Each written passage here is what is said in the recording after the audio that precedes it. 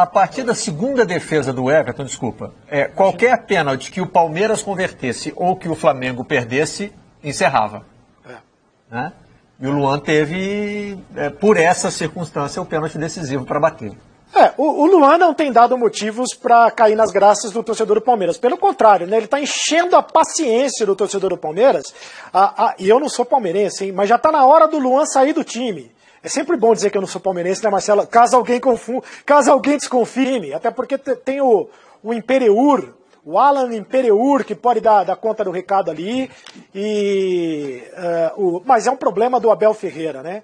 Quem sou eu para sugerir a escalação do time do Palmeiras? Mas o Luan já está enchendo a paciência do torcedor palmeirense já faz um tempo. E a Renata tem toda a razão. Acho que o Abel Ferreira ontem, de novo, errou na escalação do time, hein?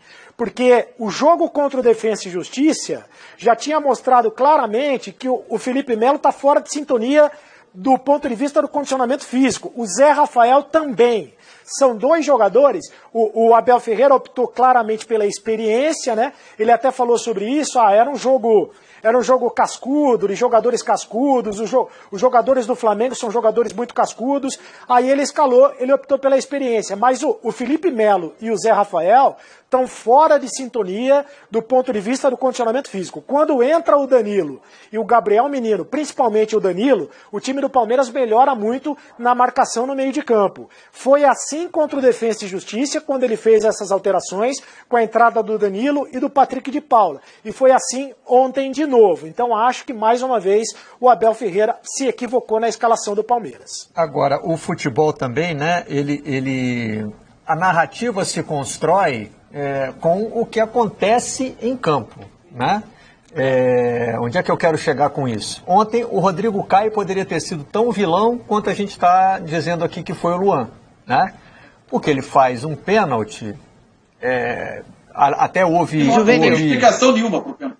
Pois houve discussão na nossa equipe da Central do Apito, né? O Sandro Merahit ontem, no troca de passe, definiu como polêmica a marcação, porque assim, o árbitro pode dar aquele pênalti.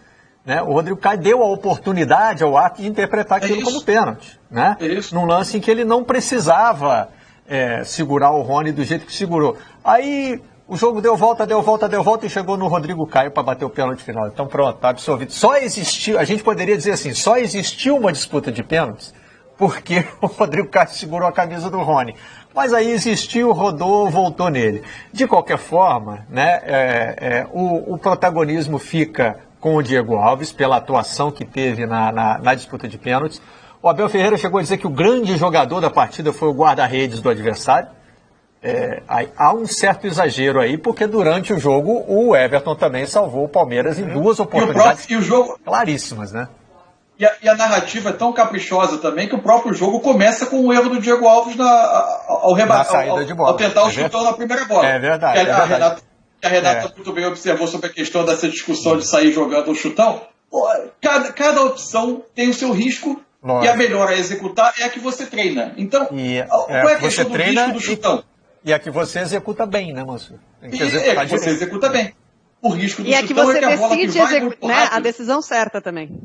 Isso, fazer a leitura correta do momento, exatamente. Agora, então, da mesma maneira que a troca de passe da saída, você assume o risco da perda da bola perto do seu gol, o chutão, em geral, como já dizia o Guardiola, a bola que vai rápido, muitas vezes volta muito rápido, porque a sua defesa está saindo. Né?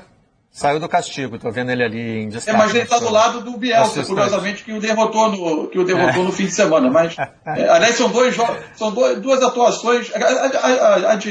A de sábado foi 29 finalizações a 2, o jogo terminou 2-1, porque é futebol. Mas na quarta contra o Borussia Dortmund não jogou bem, não. Tem que ficar de olho, senão sai da estante. Mas vamos lá. Vai perder o lugar da estante. Mas a bola que sai rápido, ela costuma voltar rápido, porque na hora do chute, sua defesa está se preparando para iniciar uma ação ofensiva. Só que essa bola é rebatida e volta com a sua defesa despreparada para a ação de defender. E aí gerou a jogada espetacular do Rafael Veiga, né? Aliás, os dois times acho que saem com questões a pensar. O Palmeiras vem tendo uma dificuldade, mesmo quando ele joga na sua circunstância mais habitual, que é tentar defender um pouco mais próximo do gol, essa marcação... Esse jogo teve um retorno muito importante, que foi o de Galvão Bueno, que tomou a segunda dose da vacina. E olha quem tomou a segunda dose também, que está aqui, ó. A gente consegue mostrar? Ó, bota uma câmera mais aberta aí que vai pegar. Opa! Seu Léo Batista, muito bem-vindo de volta. Bom. É um prazer recebê-lo de volta, seu Léo.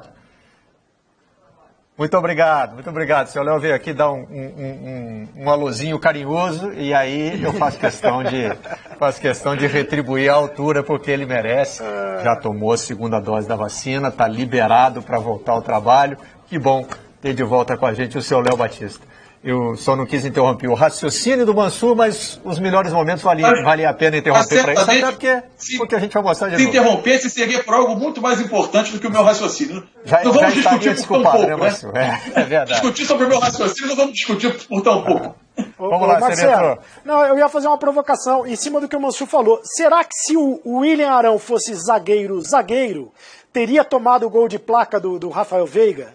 Porque eu acho até uma crueldade essa provocação, porque o gol de placa você não pode botar na conta... Mérito do Palmeiras coletivo, né, de ter pressionado ali a saída de bola e forçado o chutão que, enfim, criou aquela situação. Então eu acho que é menos culpa, né, da defesa do Flamengo e mais mérito da estratégia do Palmeiras e da habilidade do Rafael Veiga. Imagina se fosse o Arão que faz esse pênalti que o Rodrigo Caio fez. Né, aí estaria crucificado mesmo, assim, o Rodrigo Caio, que é um excelente zagueiro e que é o melhor zagueiro com certeza é o melhor zagueiro do Flamengo, e tem muito crédito com a torcida sentiu muita falta dele quando ele se machucou ao longo do Campeonato Brasileiro na temporada passada, mas esse erro, né, não é um erro que um zagueiro do calibre do Rodrigo Caio, da experiência dele, toma, assim, mas não pode, né, você tem uma interpretação diferente, podia não ter sido dado pênalti, mas a partir do momento que você puxa a camisa de um jogador dentro da área, você sabe que você está assumindo um risco muito grande, né, e ele puxou 2 vezes dentro da área, sendo que o Rony não estava nem de frente para o gol, então assim, para mim é muito mais, o que se deveria criticar dentro dessa atuação da zaga do Flamengo, é muito mais esse erro do Rodrigo Caio, do que a atuação do Arão, que eu acho que em determinados momentos, eu acho que não comprometeu, e enfim, tem que ser discutido, né, como o sistema defensivo vai funcionar dessa maneira, porque o Flamengo joga também com o Gerson e Diego, que não são volantes, né, de grande marcação, apesar do Diego ter feito uma recomposição ali para tirar a bola do Breno Lopes, né, foi um passe lindo do Wesley, e o Breno Lopes finalizou e o Diego chegou numa cobertura espetacular, né? Fez um gol ontem ao tirar aquele gol. Ele fez um gol. Então eu acho que só isso, que assim, se fosse o Arão que tivesse cometido esse pênalti, o Arão estaria sendo muito criticado. E o Rodrigo Caio, um zagueiro desse calibre, não pode cometer um pênalti tão infantil. Duas questõezinhas só. O lance do Rodrigo Caio, ele é emblemático do quanto... O que é permitido no futebol de hoje se fazer dentro da área. Antigamente era como se o futebol de 20, 30 anos atrás, a área era o território livre em que se permitia muita coisa que no centro do campo não era permitido. Como é que é a história do pipoqueiro? Para ser pênalti, até o pipoqueiro fora do estádio tem que ter visto, né? Tinha que ser uma coisa clara demais para o juiz, né? Se dá o luxo de marcar um pênalti. Só que o aperfeiçoamento das transmissões de TV, primeiro, e depois agora a adoção do VAR, elas foram transformando isso. Primeiro, a área hoje é o território mais vigiado. Então, há 20 anos atrás, você observaria esse lance apenas com o olho nu, e com a visão da arbitragem, e se entenderia, houve um contato, mas não foi o suficiente para derrubar. Só que hoje é impossível você olhar esse lance do VT com o nível de detalhe que tem as câmeras, e fundamentalmente com o VAR observando, e você não considerar esse puxão como uma falta. Quer dizer, a percepção em torno do que se faz dentro de um jogo de futebol, ela foi profundamente alterada pela tecnologia. E esse lance hoje é um pênalti indiscutível. Não há justificativa para o Rodrigo Caio assumir um risco desse, com um puxão que sequer é suficiente para ele, que sequer é decisivo ao desequilibrar o jogador do Palmeiras, embora interfira na progressão do jogador, é uma falta, não dá para você chegar aqui e dizer que a marcação é incorreta, porque não é o caso, mas não há justificativa para uma atitude dessa no momento em que a área é supervigiada. Então, Mansur, e só complementando... Mas desculpa te interromper, mas é porque é sobre esse ponto da arbitragem. Eu acho que também a gente precisa, já que está havendo uma sofisticação tão grande do material que a gente tem na mão para observar os lances, A gente precisa simplificar as interpretações também, né? Eu fico brincando com o pessoal da Central do Apito que eu tenho um caderninho para anotar o que eles me ensinam. Mas tá cheio de rabisco na margem esse caderninho. Porque assim, eu tinha aprendido que não pode puxar a camisa do amiguinho dentro da área. Ponto. Aí agora já surgiu uma interpretação aí de que depende se tem força ou se não tem para deslocar. Vamos facilitar a vida de todo mundo, né? Pode ou não pode puxar a camisa do amiguinho? Se não pode, então, entendeu? Isso. Porque assim, a câmera vai mostrar se a camisa foi puxada ou não. Se a partir dessa imagem a gente tem que ficar avaliando se a pressão foi suficiente para derrubar, se não foi, complica a vida, né? Vamos facilitar. Bom. Eu acho que hoje em dia com o VAR já está muito mais assim, Barreto. Já está muito mais assim, de qualquer puxão dentro da área. Pelo que a gente tem visto, assim, eu já vi muitos pênaltis marcados que você não avalia mais a coisa de assim, foi intenso, foi o suficiente para derrubar Renata, o jogador.